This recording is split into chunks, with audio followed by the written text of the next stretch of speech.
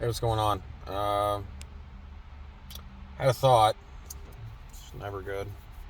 I was talking to somebody last week, and he got to talking about stuff, and he said something I didn't really expect. He said that he was an EMT, and he also worked in a hospital. I met this guy working at a store that I work at, and he's driving like a big,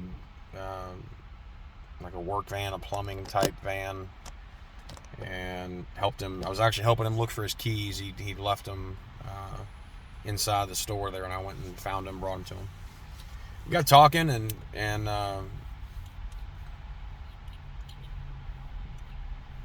got to talking, and said that he was an EMT back in the day, and he worked in a hospital in an emergency room, and he was having some surgery that was going to be done here very shortly, and I hope that goes well for him.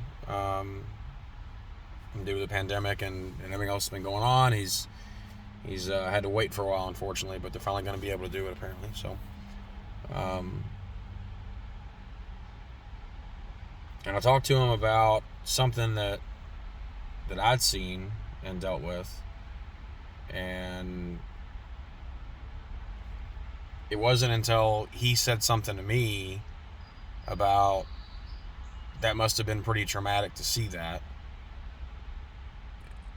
Objectively, you can look at something and go, that's messed up. That's something that maybe you don't want to be involved in, you don't want to be around.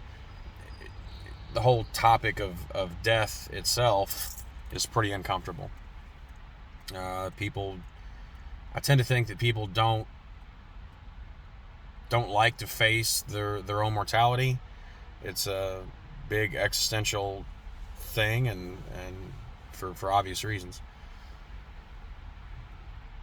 But over time, and there's studies, and there's organizations, there's events, there's fundraisers, there's charities, there's causes, there's all sorts of things surrounding this. But I guess the topic is post-traumatic stress and traumatic stress as a whole, and what it tends to do to people that work on public safety, emergency services, EMS, police, fire, military primarily, but also other professions as well as it applies. Nursing, certainly, emergency medicine, trauma medicine, surgeons.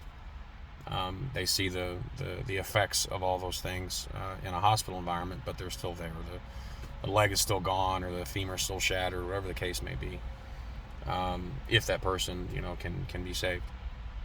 But I think the consensus is that if you see enough messed up stuff over the course of a period of time without adequate coping mechanisms, it feels pretty cliche, pretty silly to even say, honestly, that, how can you really be okay? You are working and you have a shotgun suicide of a kid that's a month older than you, and the coroner is joking about needing the pieces of the person that was left in this car, and you didn't really get the joke. You thought he was serious, unfortunately, because at that point it's a crime scene. It was a suicide, but it's a crime scene. It's potentially a homicide, but in that case, in that situation, it was a suicide. But I mean, when you remember small details like 20 gauge birdshot was used, and seeing all that and seeing a human being in that state, I mean, does it take away your humanity? Does it make you cold? Does it make you numb? And then all those factors combined, how do you deal with that? How do you externalize that, and how do you internalize that? What do you do to get that? You can't get it out of your mind. You can't escape that image and that memory. But how do you process that and not think about that at bad times or inopportune times, I guess. How do you offer yourself some comfort, some solace, and this was someone else's choice, and the best thing you can do is try to give their family respect and closure, and it's another cliched word, I feel like, but at that point your job really is to make sure that the medical legal investigation that's going to happen, that you're in that situation or any other situation similar involved in, that can continue and that it's not contaminated or messed with as a scene. So I've got post-traumatic stress disorder. I was diagnosed while I was in the military. It wasn't related to combat, and I never deployed, but I was an EMT for 7 years. Did see some pretty messed up things, as a lot of people have that have done that kind of a job. And there's different ways and things to kind of adapt and cope with that. Family, ministers or clergy, medication or therapy, co-workers. One of the things that I remember being taught when I was becoming an EMT was critical incident stress debriefing, and they talk about that. I think I was asked about that one time. We never had one. We never had a situation that we ever had one for whatever. However you look at that. I mean, did we have situations that were pretty messed up? Sure. But did we ever come in and say, hey, we need to have one of these? No, we never did. So I think a lot of people that work in public safety and emergency services, they internalize that. And then, other things happen. That kind of feeds into itself.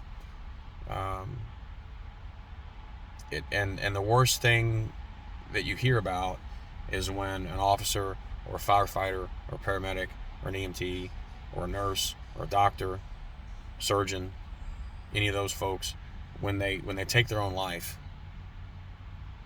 And I've been there. I've been in the mindset of nothing is any better. It's not going to get any better.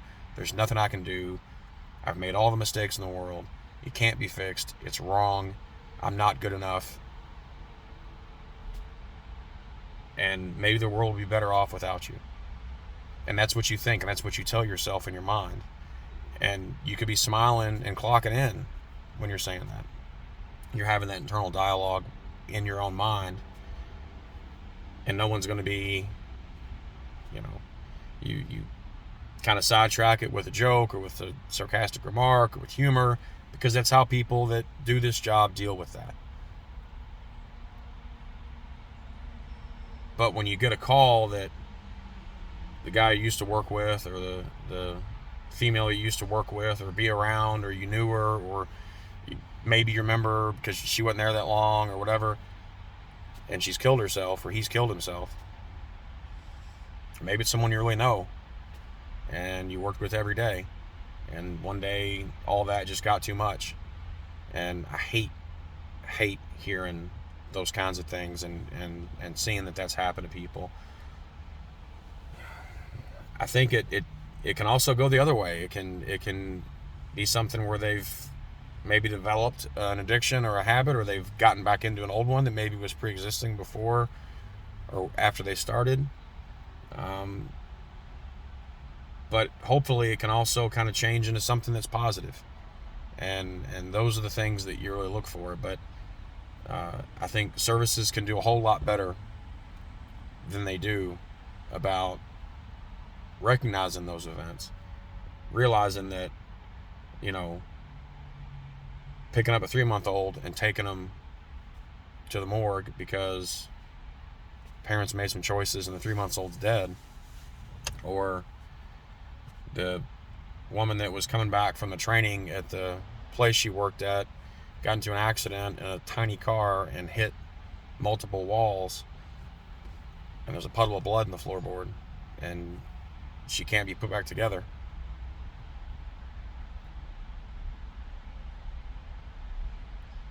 Or the guy that stands up and has an argument with his adopted dad He takes a 12-gauge slug in his chest, and they find the slug 2 backyards away.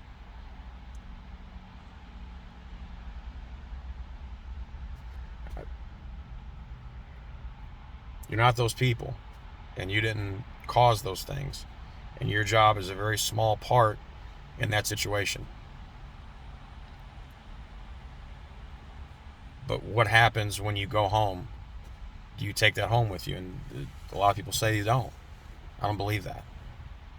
You keep it in a box, in a very small place, segregated away from the rest of your memories, kept away from the birthday parties and the dates and the promises and the calendar and the appointments and the shift schedules that you have. But it's still there. And it might come out.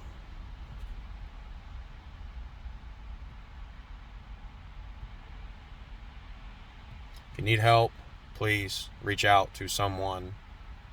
Don't make a permanent mistake for a temporary issue. It's not your fault, and people love you and care about you.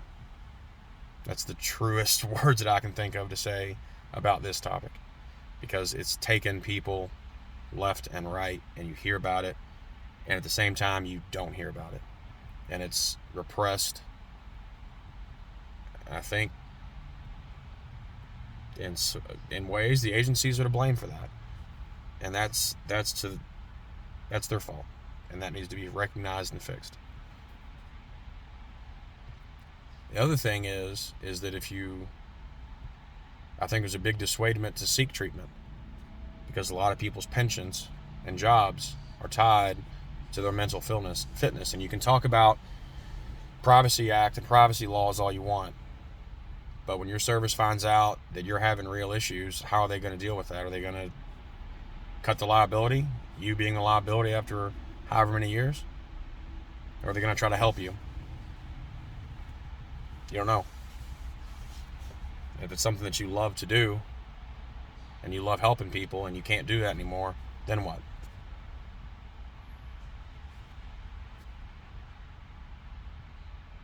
I don't know.